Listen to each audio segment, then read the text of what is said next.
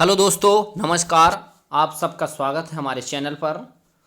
और अब वो इंतज़ार की घड़ी अब ख़त्म होने वाली है।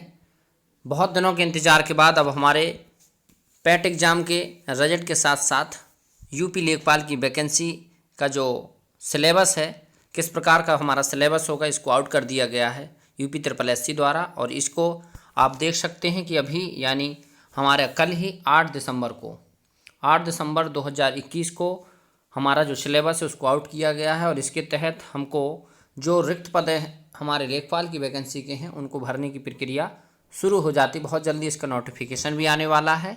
तो चलिए हम लोग इसके सिलेबस को देखते हैं, इसमें किस किस चीज़ों को जोड़ा गया है और किस प्रकार हमको सिलेबस के माध्यम से पढ़ना होगा। सबसे पहले तो इसको हम लोग देखेंगे कि इसमें जो भी चीज़ें हैं वो लेखपाल के रिक्त पदों पर चयन हेतु लिखित परीक्षा योजना एवं पाठ्यक्रम, इसमें मतलब हमको सिलेबस देखना है, जिसमें हम लोग इसमें देखेंगे कि एक पाली की होगी परीक्षा। ये परीक्षा एकदम एक पाली की होगी और इसमें कुल 100 प्रश्नों की संख्या होगी और साथ ही साथ इसका जो ड्यूरेशन होगा 2 घंटे होगा। मतलब प्रश्नों की संख्या 100 और समयावधि 2 घंटा। इसमें जो जितने भी प्रश्न होंगे सब MCQ बेस्ड होंगे, वस्तुनिष्ठ और बहुविकल्पी होंगे।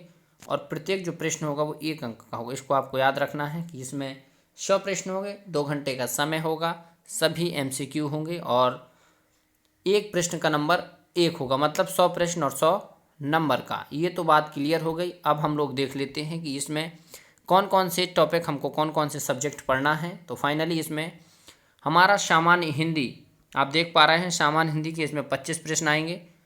इनके निर्धारित अंक भी 25 होंगे। इसके बाद दूसरा है हमारा गणित, मैथ जिसको बोलते हैं हम लोग, इसमें 25 प्रश्न होंगे। इनके लिए भी निर्धारित अंक 25 होंगे। नेक्स्ट है हमारा सामान्य ज्ञान। पहले था हिंदी, फिर गणित, फिर हम लोग सामान्य ज्ञान मतलब GK GS पढ़ेंगे, जो 25 प्रश्न आएंगे और उनका निर्धारित अंक भी 25 अंक होंगे। फाइनली फोर्थ में जो हमारा टॉपिक जोड़ा जाता है, इसमें हर बार लेखपाल में ग्राम विकास और ग्राम समाज से संबंधित प्रश्न आते हैं और इनकी संख्या भी 25 होगी और इनका अंक निर्धारण भी 25 अंक होगा। तो फाइनली इनकी प्रश्नों की संख्या 100 होगी, निर्धारित अंक भी 100 होंगे और फाइनली जो ड्यूरेशन होगी 2 घंटा यानी 120 मिनट।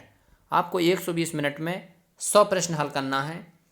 मतलब टाइम काफ़ी बढ़िया दिया गया है, लेकिन इसमें एक नोट करके दिया गया है कि 1/4 अंक प्रतिशत कटेंगे। मतलब इसमें निगेटिव मार्किंग की व्यवस्था है, ऋणात्मक अंक देने की बात है जो इसमें कि आप यदि 4 प्रश्न किए और 4 में से यदि 3 आपके सही हैं, 1 गलत है, तो आपका 1/4 पॉइंट उसमें कट जाएगा। इसको आप याद रखेंगे। 25% कटौती मतलब 1/4 माइनस मार्किंग है इसमें। तो चलिए, ये थे हिंदी, गणित, सामान्य ज्ञान और सामाजिक और ग्राम समाज और विकास से संबंधित 25-25 प्रश्न के बारे में। लेकिन अब उसका जो डिटेल सिलेबस है उसको हमको देखना है कि इसमें क्या क्या दिया गया है। हम हिंदी में क्या पढ़ेंगे, गणित में अपना क्या पढ़ेंगे, सामान्य ज्ञान में क्या पढ़ेंगे, ग्राम विकास में क्या पढ़ेंगे। तो चलिए देख लेते हैं। इसका जो सिलेबस है वो सिलेबस को हम लोग हिंदी 4 टॉपिक बांटे गए हैं, देख रहे हैं आप। तो इसमें हिंदी सबसे पहले हमारा, हिंदी में हम लोग देखेंगे सामान्य हिंदी जिसको हम लोग बोलते हैं। हिंदी 2 प्रकार की होती है, ये सामान्य हिंदी है।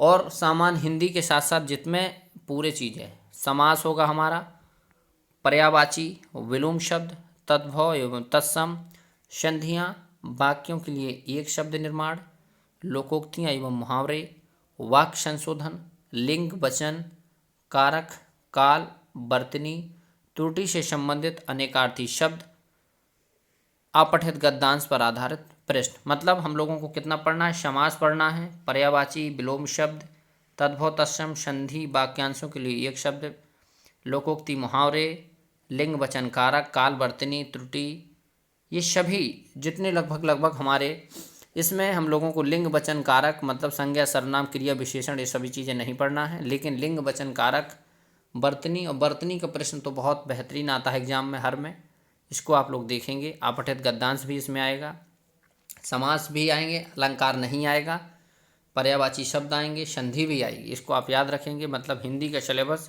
काफ़ी अच्छा होने वाला है। और हिंदी जो पूछी जाएगी एक स्तरीय होगी इसमें, क्योंकि इसमें बहुत सारे टॉपिक हैं और हिंदी का लगभग पूरा हिंदी व्याकरण है, इसको समाया गया है। इसमें जो लेखक और उनकी रचनाएं हैं इसकी चर्चा नहीं की गई है, मतलब ये प्रश्न नहीं आएंगे। सिर्फ और सिर्फ हमारी सामान्य हिंदी आएगी। ये थे हिंदी के टॉपिक, समास जो भी मैंने बताया आपको। अब हम लोग नेक्स्ट बढ़ते हैं गणित की ओर। गणित में हमारा क्या क्या दिया गया है। इसमें गणित को 2 पोर्शन में बांटा गया, 2 नहीं सॉरी 3 में बांटा गया है। अंक गणित एवं सांख्यिकी, मतलब हमारा मैथमेटिक्स होगा, स्टैटिक्स होगा, ये दोनों चीज़ें होंगी। इसमें अंक गणित में हमारा संख्या पद्धति, प्रतिशत, लाभ हानि, सांख्यिकी आंकड़ों का वर्गीकरण, बारंबारता, बारंबारता बंटन, सारणीयन, संचयी बारंबारता, आंकड़ों का निरूपण, दंड चार्ट, पाई चार्ट, आयत चित्र, बारंबारता बहुभुज और साथ ही साथ केंद्रीय माप, समांतर माध्यिका और बहुलक, मतलब ये दोनों चीज़ें आना है इसमें हमारे गणित के पोर्शन में। ये हुआ एक पोर्शन। नेक्स्ट पोर्शन देखेंगे इसी का, इसमें है बीज गणित, एलजेब्रा जिसको हम लोग बोलते हैं। इस एलजेब्रा में क्या क्या है। एलजेब्रा में हमारा है LCM, HCM, highest common factor, lowest common factor, और उसके साथ साथ द्विघात समीकरण, द्विघात समीकरण, गुणनखंड और क्षेत्रफल प्रमेय, ये सभी की सभी चीज़ें बीजगणित एलजेब्रा में हमारी आएंगी मैथ के तहत। और फाइनली जो तीसरा इसका टॉपिक जोड़ा गया है इसी के साथ, रेखा गणित का। रेखा गणित से भी प्रश्न पूछेंगे, जिसमें थोड़ा आपको मैं जूम करके दिखा देता हूँ। इसमें हम लोगों को देखे जाएंगे जो प्रश्न होंगे, वो प्रश्न होंगे, 1 मिनट थोड़ा सा डिसमिस हो गया है। इसमें जो प्रश्न होंगे वो पाइथागोरस प्रमेय से संबंधित होंगे, त्रिभुज से संबंधित होंगे। देख सकते हैं आप, त्रिभुज संबंधी, पाइथागोरस प्रमेय, त्रिभुज, आयत, वर्ग, समलंब, समांतर चतुर्भुज, समचतुर्भुज के परमाप तथा क्षेत्रफल, और वृत्त की परिधि एवं क्षेत्रफल, मतलब 2 डायमेंशन की चीज़ें सभी पूछी जाएंगी। इसमें वृत्त, चतुर्भुज, आयत, वर्ग, त्रिभुज, पाइथागोरस प्रमेय, ये रेखा गणित से संबंधित प्रश्न होंगे। बीज गणित में आपने देख ही लिए हैं, और अंक गणित में तो काफ़ी अच्छे प्रश्न आने वाले हैं। तो सभी के सभी हमारा मैथ, मतलब मैथ का पोर्शन काफ़ी ब्रॉड होने वाला है, जो कि 25 अंक आने हैं और 25 प्रश्न भी। लेकिन प्रश्न जो होंगे काफ़ी ज़्यादा हमको मैथ में वर्क करना पड़ेगा, क्योंकि इसमें 3 चीज़ें जुड़ी गई हैं। फाइनली तीसरा देखेंगे हम लोग सामान्य ज्ञान। सामान्य ज्ञान का तो आप बहुत अच्छे से समझते होंगे कि इसकी कोई सीमा नहीं है, बहुत ज़्यादा है सामान्य ज्ञान। और लिखा भी देख सकते हैं आप सिलेबस में इतना ज़्यादा कि सामान्य ज्ञान की जितनी भी चीज़ें हैं वो हम लोग यदि लगभग 2 से 3 महीने का समय दें तब जाके थोड़ा बहुत इसको हम लोग सही से पढ़ पाएंगे। इसके लिए आपको पहले से तैयारी करनी होगी। चलिए हम लोग इसमें देखते हैं क्या क्या है सामान्य ज्ञान में हमारे। सबसे पहले तो इसमें सामान्य विज्ञान पूछा जाएगा, राष्ट्रीय और अंतर्राष्ट्रीय महत्व की समसामयिक घटनाएं, मतलब करंट अफेयर्स, वर्ल्ड अफेयर्स और नेशनल से संबंधित करंट अफेयर्स, ये दोनों पूछी जाएंगी। तीसरा भारत का इतिहास पूछा जाएगा इसमें है साथ साथ राष्ट्रीय आंदोलन, पॉलिटी से भारतीय राज्य व्यवस्था और अर्थव्यवस्था अलग अलग, मतलब भारतीय राज्य व्यवस्था होगी और उसके साथ साथ अर्थव्यवस्था भी होगी। विश्व का भूगोल और उसके साथ हम लोग जनसंख्या पूछा जाएगा। सामान्य विज्ञान के जो प्रश्न होंगे वो दैनिक अनुभव के आधार पर होंगे। इसी के साथ इतिहास के जो प्रश्न होंगे, इसमें सामान्य जो विज्ञान की बात अब सबको डिफाइन किया गया है कि कैसे प्रश्न आएंगे, तो ये दैनिक अनुभव से संबंधित होंगे प्रश्न। और इसके साथ अब इतिहास का पोर्शन देखें तो भारत के इतिहास के अंतर्गत आर्थिक, सामाजिक, सांस्कृतिक और राजनीतिक, ये चारों पक्षों की बात करेगा कि किस प्रकार से आर्थिक, सामाजिक और सांस्कृतिक के साथ राजनीतिक पक्षों में हमारे देश का इतिहास रहा है। राष्ट्रीय आंदोलन पर डिस्कस करेगा। राष्ट्रीय आंदोलन काफ़ी अच्छा है और आप लोग याद भी कर सकते हैं, डेट ज़्यादा आती है इसमें। राष्ट्रीय आंदोलन की इसमें प्रकृति और विशेषता, किस प्रकार का आंदोलन था राष्ट्रीय आंदोलन हमारा, इसकी विशेषता क्या थी। राष्ट्रवाद का अभ्युदय और स्वतंत्रता प्राप्ति के लिए, स्वतंत्रता प्राप्ति के बारे में, मतलब राष्ट्रवाद का उदय कैसे हुआ और स्वतंत्रता प्राप्ति हमको किस प्रकार हुई, ये सभी प्रकार की चीज़ें आएंगी। इसमें जो भारतीय राज्य व्यवस्था है हमारी, इसमें भारतीय राज्य व्यवस्था, भारतीय संविधान, भारत की अर्थव्यवस्था, परिवार नियोजन, मतलब नियोजन, प्लानिंग, परिवार नियोजन है, नियोजन के व्यापक लक्षणों की जानकारी होगी, मतलब अर्थव्यवस्था और राज्य व्यवस्था, ये दोनों एक साथ टॉपिक जोड़े गए हैं। हमारा राज्य व्यवस्था में भारतीय राज्य व्यवस्था और भारतीय संविधान को पढ़ना है, और अर्थव्यवस्था में भारत की अर्थव्यवस्था और प्लानिंग, मतलब नियोजन का मतलब वो योजना आयोग संबंधी चीज़ है, योजना संबंधी चीज़ें। विश्व के भूगोल की बात करें तो इसमें विश्व के भूगोल की, जनसंख्या की, इसमें केवल ऐसी जानकारी जो मतलब सिर्फ और सिर्फ एक जानकारी के लिए डीप नॉलेज नहीं चाहिए, सिर्फ एक जानकारी होना चाहिए जनसंख्या की और विश्व के भूगोल की। जैसे विश्व के भूगोल में आपका आता है हम लोग पढ़ते हैं सूर्य के साथ पढ़ते हैं सोलर सिस्टम, अक्षांश देशांतर, पृथ्वी की गतियाँ, भूकंप, ज्वालामुखी, ये सभी विश्व भूगोल में आता है। और भी चीज़ें होती हैं। भारत के भूगोल के अंतर्गत आपको पढ़ना है भौतिक और पारिस्थितिक व्यवस्था के साथ आर्थिक भूगोल, सामाजिक भूगोल और जननांकी पक्षों पर विशेष बल। मतलब ये सभी की सभी चीज़ें हैं। भूगोल का सिलेबस आपको देखने में छोटा लगेगा, लेकिन इसमें जो भी टॉपिक दिए गए हिस्ट्री, ज्योग्राफी, पॉलिटी और इकोनॉमी के, इनको सिर्फ और सिर्फ पॉइंट दिया गया है, ये काफ़ी बड़े हैं। सिर्फ आपको 25 प्रश्न आना है, इसलिए आपको इस पर ज़्यादा वर्क करना पड़ेगा।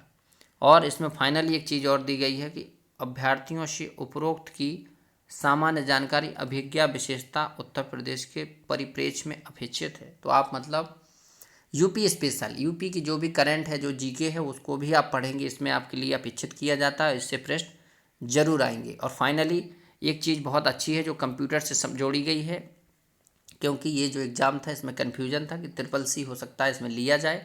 कभी अभी ट्रिपल सी की कोई चर्चा नहीं हो रही है बहरहाल, लेकिन इसमें जो प्रश्न आया है कंप्यूटर से संबंधित, तो इसका मान सकते हैं कि आने वाले समय में जो नोटिफिकेशन आएगा उसमें ट्रिपल सी को जोड़ा जाए। अभी इस पर क्लियरिटी नहीं है, लेकिन प्रश्न जो है कंप्यूटर से ज़रूर आएंगे, इसको आप याद रखेंगे। तो ये 3 के 3 सेगमेंट मैंने आपको बता दिए पूरे डीप में। अब चौथा और लास्ट इसका जो सेगमेंट है वो है ग्राम समाज और विकास। ग्राम समाज और विकास मतलब हम लोग वो चीज़ें देखेंगे जिससे ग्रामीण अर्थव्यवस्था और ग्राम के विकास की बहुत सारी योजनाएं, कार्यक्रम होंगे। इसको हम लोग देखेंगे। ग्राम विकास भारतीय संदर्भ में, मतलब गांव का विकास भारत के संदर्भ में किस प्रकार हुआ, ग्राम विकास से संबंधित बहुत सारे कार्यक्रम, ग्राम विकास से संबंधित योजनाएं और उनके प्रबंधन कैसे हुआ, ग्राम विकास शोध प्रणालियाँ, ग्रामीण स्वास्थ्य सेवाएं और योजनाएं, ग्रामीण सामाजिक विकास कैसे हुआ, ग्राम विकास और भूमि सुधार। ये बहुत प्रश्न आता है और ये फिर आएगा इसमें भूमि सुधार से। भूमि सुधार में कई चीज़ें हैं, जैसे हमारा हदबंदी है, चकबंदी है, ये सभी चीज़ भूमि सुधार से है, इसको आप लोग पढ़ेंगे अच्छे से।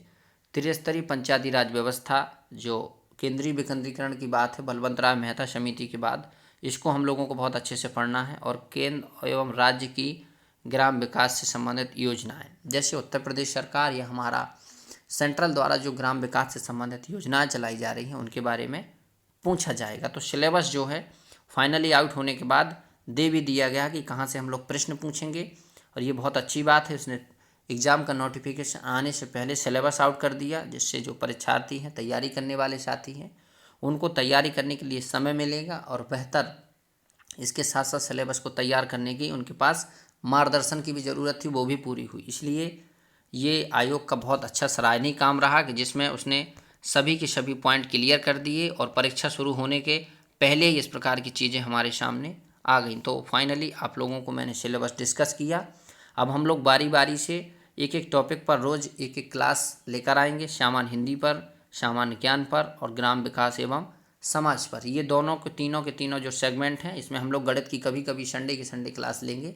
और फाइनली जो 3 टॉपिक हैं, 3 जो सब्जेक्ट जोड़े गए हैं प्रॉपर, इनके जो 3 भाग के हम लोग बारे में रोज़ क्लास करेंगे। एक न एक टॉपिक रोज़ डिस्कस करेंगे, जिससे आपकी तैयारी हो और परीक्षा से पहले आप तैयार हो पाएँ। तो चलिए, आप लोगों का सिलेबस डिस्कस हो गया। आप लोग सिलेबस को एक बार और अच्छे से देख लीजिए।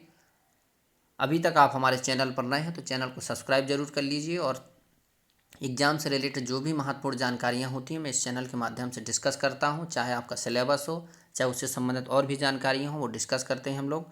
तो जुड़े रहिए हमारे साथ, यानी राजन महाजन के साथ, और ट्यून रहिए मेरे साथ। आपको बेहतर से बेहतर जानकारी और बेहतर से बेहतर कंटेंट मिलेगा। चैनल को अब तक सब्सक्राइब नहीं किया तो सब्सक्राइब कर लीजिए, और वीडियो में कमेंट करके ज़रूर बताइए कि आपको इन्फॉर्मेशन कैसी लगी और ये सिलेबस जो यूपी SSC द्वारा आउट किया गया ये कितना अच्छा है। जुड़ने के लिए धन्यवाद। फिर मिलता हूँ ऐसे ही महत्वपूर्ण टॉपिक के साथ। तब तक आप लोग हमारे साथ जुड़े रहिए। धन्यवाद।